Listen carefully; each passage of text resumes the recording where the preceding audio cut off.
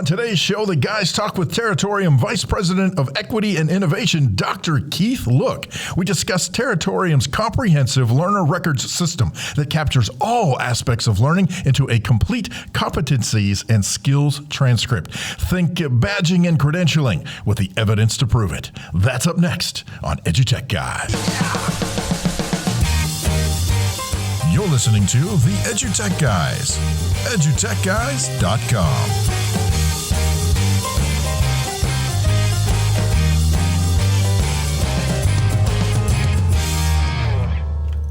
Hey, how's it going? Welcome to the show. I'm David Henderson. Hey, I'm Jeff Madlin. Yeah, we're here. We really are. Yeah, that snuck up on us really quick. It's like I looked around and whoa, there's a wolf in the yard. There's the end of the intro. Hey, listen, thanks for tuning in and checking us out. We're the EduTech Guys, and we're glad to be here today. Hey, check us out on the web at edutechguys.com. And don't forget, you can always find us on social media just at EduTech Guys, we're there, looking back at you with silly pictures and all kinds of stuff. That's right. You can add us. You can dox us. We don't care. Yeah, one of the big things we'd like you to take a look at is if you go over to Amazon or just check out one of our sites or visit our Linktree site, linktr.ee/EduTechGuys, you'll find a link to our new workbook, which is a great workbook. All 100 pages of it. It's 100 pages of some really wonderful worksheets that you can fill in to, help you build your podcast and then, evaluate yourself after you have your podcast. But you can find that at Amazon. You can find those links on our website and on linktr.ee/EduTechGuys. Yeah, awesome stuff, man. And speaking of awesome stuff, what a cool show we've got today. Yes, a really cool show we have today. We're going to talk about taking badging and micro-credentialing to the next level, far, far from here. And so some really cool stuff. We're really looking forward to it. I'll tell you what, we'll take a quick break and we'll be right back with that interview.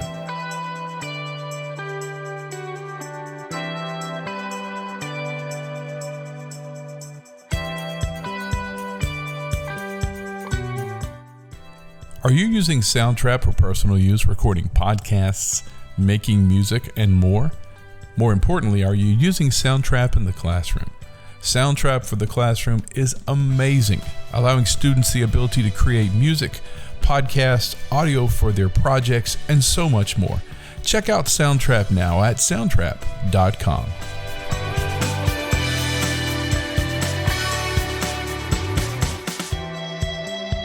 Hey, welcome back to the EduTech Guys. We're really excited to have our next guest on the show today. Yeah. And we're going to let him tell us who he is, what he does, and all that kind of good stuff. So here we go. Hi, everyone. My name is Keith Look. I am the Vice President of Equity and Innovation at Territorium. I can say more about who we are and what we do in a moment. A little bit about my background, just as to how I even get into this. I am a former principal and superintendent of districts large and small, urban and rural, resourced and struggling. You name it. Luckily, I've been able to be there. I've been a principal of elementary, middle, and high, and most of my work actually has been in turnaround efforts, which collectively brought my experience to Territorium, an organization that is focused on tracking students' skills and abilities. And why that matters to me in this realm is that in most of the places in which I worked, many of my students did not have a traditional transcript that would allow them the full gamut of post-secondary opportunities that are often characterized by those students with the right test scores and the right GPA. And so it took a great deal of work to advocate for my students individually to demonstrate what they knew and were able to do through different means. And therefore, as an administrator, I knew there had to be a better vehicle out there. And finally, the technology has caught up for us to do it. And that's been the work with Territorium. That's really cool. So let's jump right into it. We've, Dave and I have been doing this a long time. We traveled a lot of conferences, ISTE, FETC, you name it, we're there. Badging, we also do the Badging Summit always before ISTE with Noah Geisel and the crew there. So we've been in the badging certificate area for, several years.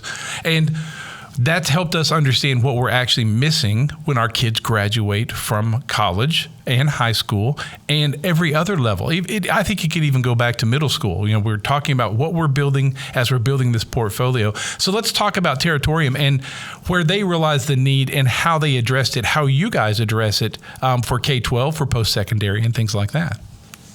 Sure. Well, I'll even go back as far as elementary. Awesome. I have young children myself, and I could care less that my student comes home with a B in third grade math. I want to see the evidence that they can add and subtract 3-digit numbers. So the idea of badging and credentialing is actually probably, as elementary folks pick up on this almost as quickly as those folks that are doing career and technical education. Mm-hmm. So we continue that all the way through. So yes, we can do this at the elementary level. In the middle grades, where students are really starting to identify who they are as learners, the post-secondary skill introduction is key, and we don't yet have universal definitions of collaboration. So where we can create that kind of identification and allow a school to customize what that looks like is really important. Obviously, high school, it starts making a lot more sense as students start to see the kinds of credentials, lowercase c, that they are going to need to have and what they can learn to do, whether that is performance-based, which it's kind of funny. Like, the related arts teachers hate all of us because they're like, duh, we've been doing this for years. Like, what do you think music instruction is? What do you think world language instruction is? Exactly. And career and technical education is like, we've been doing this for years. So finally, we have realized that we need to be able to identify skills and credentials throughout the K-12 continuum to unlock the opportunities post-secondary. Now, Territorium does two things that are particularly unique that I find to be particularly powerful. Number one is, not only do we track their credential, but we track the evidence that goes along with it. So why that matters? Number one, there's no universal definition for collaboration. So if you say that you have this badge, what it looks like can then be judged by someone else that you would show it to at a later date. When we talk about, though, advancing equity, this is key. When you include evidence, all of a sudden the perceptions of either A, the individual who's holding the credential, B, the reputation of the issuing institution, or C, the context and conditions in which it might be perceived to be earned become neutralized. Because once I see the evidence, I don't care if you got it from famous, high profile institution or the neighborhood, whatever. If you show me that you can actually do X, Y, and Z, then I, as the post-secondary institution or the potential employer, have all the confidence I need in what you know and are able to do. Mm-hmm. Where Territorium fits squarely in that mark is that for way too many things we do in K-12, when a student walks across the stage and shakes the hand of the principal, high fives the superintendent, and moves on, all of the evidence that they have ever worked on disappears. Right? They leave with an 8.5 by 11 sheet of paper that says they have a B+ in world history. Right.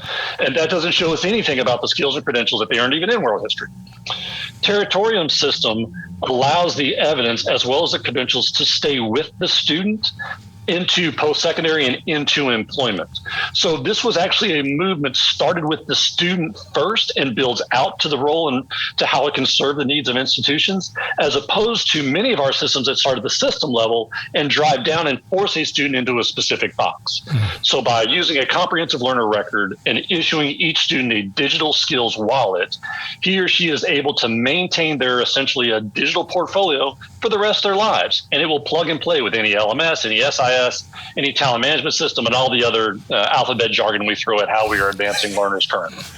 Well, and I think one of the things that I can see for districts who are moving towards that skills-based and knowledge, content demonstration-based advancement, where it's not, you are 13, so you automatically move to the next grade, or you've spent, this amount of days in this particular grade level, so guess what? You're moving on, good, bad, or ugly. The students can not only demonstrate that, but this gives them an opportunity to be able to demonstrate that. They can show that this is what they did. And my thinking is that the districts then could use that as a way to help those students who are kind of, plowing through some of the less complex subjects and or objects, or not objects, but the objectives within those particular subjects. They may be breezing through some until they get to the point where it's they run into that more complex, more, I hate to use the word difficult, but those more difficult situations. I would think this would help schools help the students advance that way. Mm-hmm. So yes, it works on a couple different levels there. Obviously, when you start with looking for student evidence, you're therefore building an asset-based system, which is to your point. We're going to keep building on, you've got this now, move to the next piece. You've got this now, move to the next piece. That's a really different approach and a different philosophical approach, because it puts the teacher in the role of advocate more than the role of evaluator. And especially as what we saw during the pandemic, educators became much more open to accepting evidence that didn't occur between 9:27 and 10:42 or second period, because they knew as we turned every class, every bedroom, every community center, every place there was Wi-Fi into a classroom, we've opened up now to accept evidence for a student's experiences even outside the school day. So, think about the kid who speaks 2 languages because at home it's a different language. Doesn't show up on a transcript, but now we can give you credit for being bilingual. Think of the student who owns an Eagle Scout, right? Earns that badge, which is a big deal, putting that in a portfolio. As a student, as a principal, I had a student who won the National Geography bee in middle school. I didn't teach him Tributary 1, but if I would have had a comprehensive learner record, I could have at least made sure that was part of his portfolio to build out who he was as a learner, and instead saying, hey, son, nice job. We'll put your name on the marquee outside for a couple weeks. Right. Yeah. And, and that's our goal now. And I think during the pandemic, we've realized that, and so have workers, not just students and not just educators, that, it's time to we're going to leave here and we're going to do something. And I need to be able to show that I picked up all this other stuff. So yes, here's my grades, here's my ACT score, here's my SAT score, but here's the fact that I also know how to run a CAD machine, and here's the 3D printer. And I also acted in the community, production of Shakespeare at the park, yada, yada, yada. And here's the key. That's even true for the kid who drops out as well as the kid who graduates. Exactly. So this is the neat, the experience I hate the most is we make high school seniors write a resume, right? They can fill in their name and address at the top, write the objective, which really has never gotten anyone a job, fill in their GPA, maybe they've had a part-time job, and the rest of the sheet is blank. Yet they've spent 13 years acquiring and building and developing skills and abilities that are in demand in the marketplace beyond. Even the kid who has dropped out has learned to do things that are in demand. And we need to create systems that are that kind of asset based so that they have those opportunities wherever you are on the learning continuum. I think it's interesting. I was a band director for a long time. I was still a musician, professional. And I don't think people understand the importance of band, where it has nothing to do with music. It's about teamwork. It's about working as a group. It's about achieving as a larger goal, and how important that is in the workforce when we're looking at kids trying to get a job in a certain factory element, or even just working on an open floor at a new startup. I work well with people. I am a team player. Where is that? That's not in this list. I need to know more about it. So having said that, where do the companies that see this, do they suddenly go, wait, we've got to carry this on? Does that portfolio go past secondary? Does it go past post-secondary? Does it continue on for life? How long does that portfolio, can it last? So it lasts forever, which is exactly right. And it can be started at any of those points. So there are employers now that are very clear about, in order to advance in our company, here are the steps, the credentials, and things you must learn to move forward. The military has done this for decades, right? Like, we're not really talking about anything new. So you can start at the employment level. Post-secondary, the same way. Look, it's getting very competitive to attract and retain collegiate students. There's more opportunities now that are threatening what is college for, the same way that we've always argued, like, what is 12th grade and 11th grade for? So post-secondary is looking for ways to demonstrate their evidence through their students as well. Because once you have this portfolio, not only do I see the evidence, I see where you earned it, and that matters. So it can plug into any of these pieces and then carry forward. So I think my biggest question now is, how is the acceptance? What does it take to get this into a school district? What's the training? What does that school district have to put into it? Because you've been in education. It sounds great. Those of us that know education know this is wonderful. Now I've got to convince 300, 400, 1,000 teachers to do this. How's that going? What's the process there? So here's the fastest way we know to change K-12 education. If higher ed tomorrow said that in order to be a competitive collegiate student, you had to run a mile under 7.5 minutes, you would revolutionize physical education in K-12 overnight. Sure. So we're all looking towards the next level to set what the parameters are. Now, in K-12, though, there has been some organic movements, competency-based education, profiles of a graduate, and quite honestly, opportunities where, look, reading and math scores are still things that we struggle with, yet we know we're doing good work for kids. So there is more and more a top of mind conversation around how would this work? Now, the pandemic both helps and hurts this sort of conversation. It hurts in that every district had to go one-to-one computing pretty much overnight into buy an LMS. They never budgeted for that. They didn't think about that. And thank goodness there was federal money to help make that happen. Now, what districts haven't figured out was that in 5 years, they've got to refresh all of that equipment at exactly the same time, and the federal dollars aren't necessarily going to be there. Now, but with that said, then, the idea of saying you've now made this investment and here's a third leg of the stool that you need has sometimes been a daunting conversation. The plate is full right now. Folks are worried about teacher retention. They're worried about what recovery may or may not look like, so forth. But they all recognize the importance of this. There are a number of states out there, especially that are focused on competency-based education, career and technical education, that have really been gangbusters around wanting this to happen. The community college network in particular, that has been much more about connecting their programs to labor force data, are also quick adopters of this kind of approach and see the needs for it. Sure, the liberal arts, philosophy majors of the world may be more reticent to think this is something that's absolutely necessary, but those folks that are really trying to thread what it looks like to learn and apply things from K through career are the ones that start to see, yes, this is a vehicle that we've been looking for. Go ahead. Oh, the question I would ask next is, let's talk about how it guides students. There's Jeff logs in the sixth grade, and this is where my school starts it. And I start building, and a lot of this is going to be on me. The platform is provided. It is now on me to put in my information. Can you walk kind of through those steps for our listeners so they understand what a student would see? And I know you guys have some AI stuff going in there also. Well, there's a couple things in that, and it's not actually on the student early on. Okay. So this is the thing. It's like the fears, of course, it's one more system. Okay. When in fact, once we get into conversations, all this can be run through the district's LMS. Okay. So we're behind the scenes. So really, it's not on the student. So a teacher creates an assignment that aligns to a specific set of standards.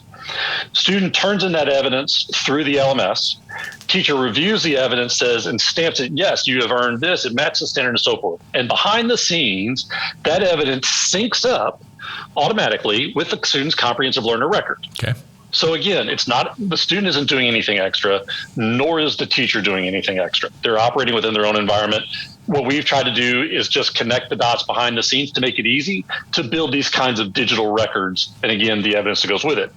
And again, what's cool for us is that in most cases, that evidence only exists in the LMS and then it disappears at the end of the year. Because we're syncing it in our system, that student holds on to their data for the rest of their lives. So what I'm hearing is that, go ahead. I was going to say, so at the end of the AI year, kicks in. Yeah, go ahead. Sorry. you first. I was going to say, so at the end of the year, it's an Easter egg surprise for me as a student and as a teacher, because I'm going to realize I didn't do all these things that are extra added that have now been added to just my grades. It's not just grades and a letter at the end. I've got all this other stuff I've done that you guys have put together for us. It shouldn't be an Easter egg, though. Okay. If the teacher's identifying the learning target as they're going through the lessons, if the teacher's identifying the standards to which the curriculum is aligned, they're accepting that evidence assignment by assignment, project by project, video by video, whatever it is the student is doing, that then you're submitting is now also counting as the evidence of the standard. Okay. So you will have, of course, heading into seventh grade, the list of standards that you have achieved in sixth, the evidence that goes with it, and the grade that you show mom and dad that makes it a little easier for them to understand what's going on. Okay. I get that now. Go ahead. No. So I was going to say you were about to touch on how the AI comes into play. So let's Jeff touch jumped on in that. there. My bad. So the AI plays in a couple really powerful roles. As students, be it in high school, going into post-secondary, or to employment, or post-secondary into employment, our system goes out and searches for opportunities, scholarship, post-secondary enrollment, or employment that align to a student's interests, skills, and abilities. So when you think about creating the marketplace, we're not asking students to go out to a classified ad section that don't exist anymore. We're not even asking them to go out to a web page, which is essentially like sending me to go look up the Encyclopedia Britannica. We are curating a student's experience based upon who they are and who they want to be. A student decides that they're in a pathway in high school for career programming. They go to the job section and they see that X tech company down the street is looking for a Python programmer. And then immediately it's going to show them how what they're learning lines up to being a viable candidate for that job. And through AI, what other additional opportunities the campus of the school or system is offering where they can build up and fill in their own portfolio on their own. This is true at the post-secondary level. So now it's, again, the courses you've taken, the pathway that's identified, aligned to the jobs that are there. backing up to K-12, the scholarships that are specific to, we are looking for musicians that, that play this instrument or do these things. And it turns out you're in music. Did you know that you are this close to being a viable candidate? You're this close to this academic scholarship. You're this close. And again, it drives a student then to be able to be a greater purveyor of their own education. I mean, look, the national average of counselors to students is still 470 to 1.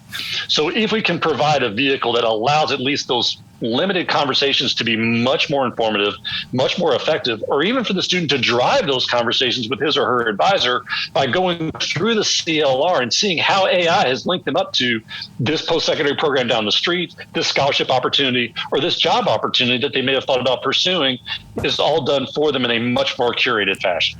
So an extension to that, or at least where my brain is going, I mean, what we're talking about is fantastic from the student standpoint, right? The student gets to see, hey, these, through the AI, here's the AI telling them, hey, you've indicated you're interested in this particular job. You're going to need these skills.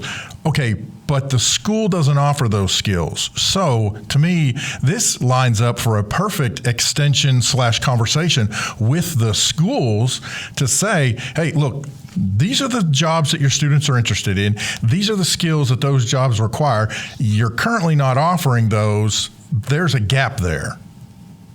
That's right. The AI becomes an agnostic way of trying to ensure that the education K through 16 lines up to what the marketplace, the labor market looks like post-graduation. Right. I think that's where I was going with, I used the wrong term, Easter egg. It's that surprise of, I'm looking for these things. Oh, I can do this because I have achieved this. And, to me, every year, that's just one more thing. It's just going to LinkedIn and realize, oh, I can actually apply for these jobs. We're taking care of it way ahead of time.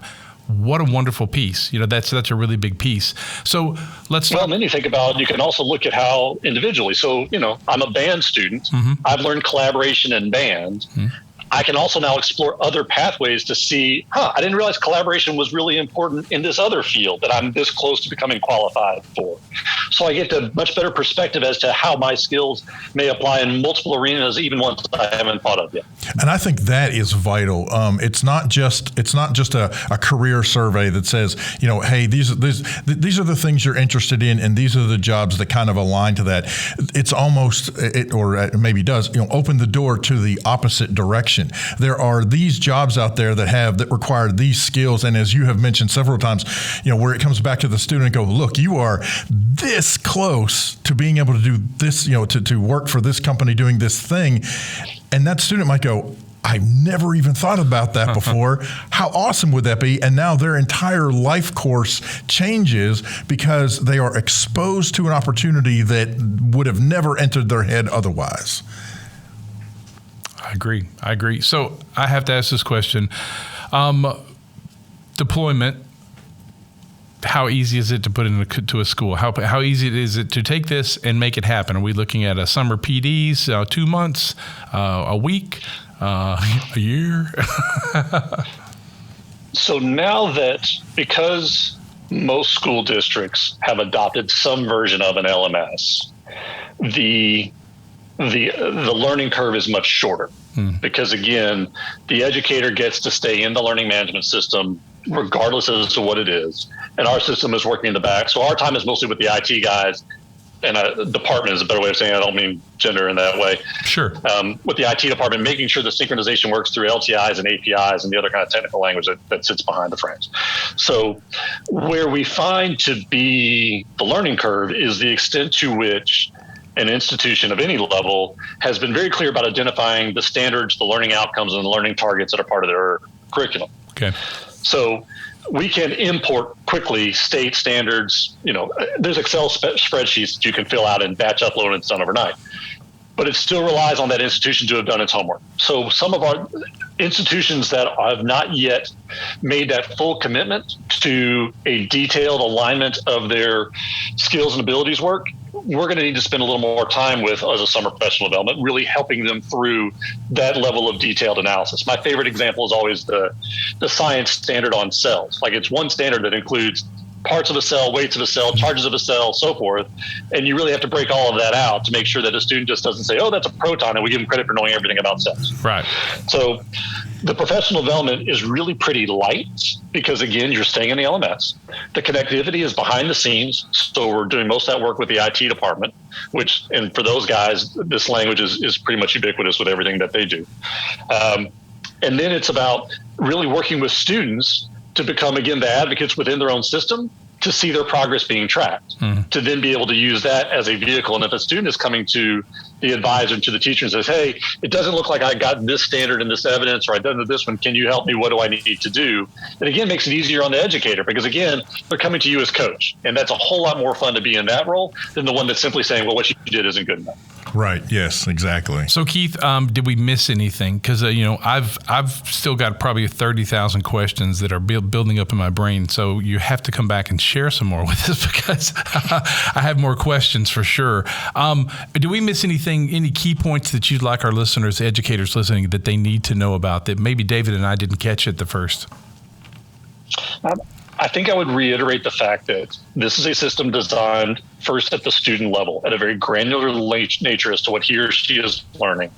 And they get to collect and keep their evidence to go along with their badges and credentials for life. So again, it's not a system that ends when you're in 12th grade or ends when you graduate from college or ends at that point. We are really working to, again, from the level of the student to be able to build out. And when you have things of that granular nature, as you tech guys know, then Power BI can produce a report of any level of detail. Like we want to know how did people who live on the north side of the street who have birthdays in July that were late to school on Tuesday did on this standard when it was offered in the rain. Right. You can do that level of data analysis, which is really what institutions are looking for now to really figure out where are our points of leverage. Yeah. So even though we talk about this in some ways as a badging and credentialing system, and we talk about this from a student advocacy standpoint, from really being able to dictate their pathways, it actually also creates the level of data necessary at either the individual level or the grand system level that we're really looking for trying to figure out where we can make the changes necessary to really advance our students' learning. That's pretty awesome. Yeah. And I just want to say, I think definitely from what you have said and the stuff that we've heard and the things that we've looked at, this is so much more than badging and credentialing. And I think and hope that our listeners are coming away with that perspective. This is much deeper than air quotes just badging and credentialing. Yeah.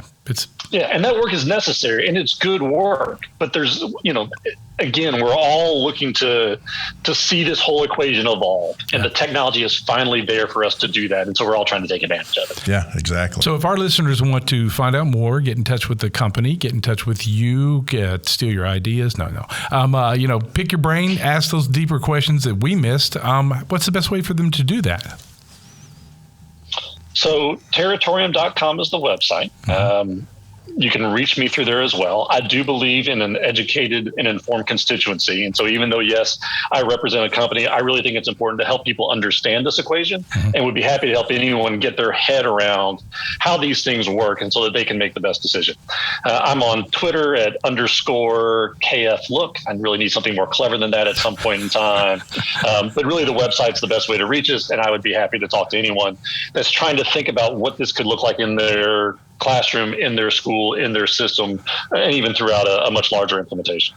Well, I want to thank you for coming on the show, and you've really enlightened us, and I think you're going to enlighten our listeners and our educators that are listening to this podcast. So thank you for coming on the show. Hey, I appreciate the opportunity. Hey, I want to say a big thank you to Keith Look for coming on the show and talking about Territorium with us. Some really cool stuff there. I think it's going to change a lot of the ways we look at what we're doing in schools and how kids can further, and adults can further, getting themselves out there, finding jobs, finding new careers, finding more about themselves and what they can do in the rest of their lives.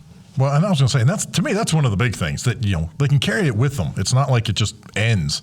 A lot of times they get to the end of school and, they have their Google Drives and all that stuff. And if they don't do the takeout thing, they lose everything they've been working on the whole time. So, and even then, it's not organized. None of my stuff has ever been organized. I mean, if we'd have had this when I was in school, it'd been like he colors in the lines. And so, can I have this job? Yeah, sure, Jeff, you can be a surgeon. You color in the lines. That's a good thing for you. But I mean, mean, that would be about the best it would be for me. Nicked an artery there, buddy. Coming right outside the line. What did you do? I listened to the entire Van Halen album 7 times on a bus ride to Mississippi marching contest one time, over and over and over again. That's right. Yeah, I could sing all the lyrics to the Diver Down album. You know, that's. Is that what got you into school? It is. It is what got. Isn't that? I'll tell you what almost got me out of school. It's not quite that, but back in the day, now we are Gen X, so we had boom boxes and what have you. I had a giant duffel bag that I snuck a boom box in, and we'd all the good kids sat in the back of the bus because that's where the good kids sit. That's right. That's where they all sit. So anyhow, we're all at the back of the bus, and I mean, we are blaring Ozzy Osbourne, Diary of a Madman. I wore that tape out, and it just, I don't know how we weren't kicked off the bus. Things were just different. They weren't they? Because we did the our same bus thing. Driver was actually our bus driver was kind of like, let's rock it, let's do it. Hey kids, pass that up here. Oh, by the way, I got a little something extra for you. And you get one, and you get one. Tell your parents where you got this. That's terrible. That is terrible. We do not condone. Do not condone any such activities or any implications thereof. I think it's best if we do a quickie. I'll tell you what, don't forget to visit us on the web. You won't find any of that stuff. And you will find us on social media talking about social media things. In fact, I have a new line of socks coming out, and David has a new shirt line coming out. I'm kidding. We're not influencers. We don't influence anything, barely ourselves. That's I have to influence myself to, come on, get out of bed today. Get out of bed today. That's right. Yeah. Hey, listen, it's been a great show. I'm Jeff Madlock. I'm David Henderson. We'll catch you next time. You've been listening to the EduTech Guys, edutechguys.com.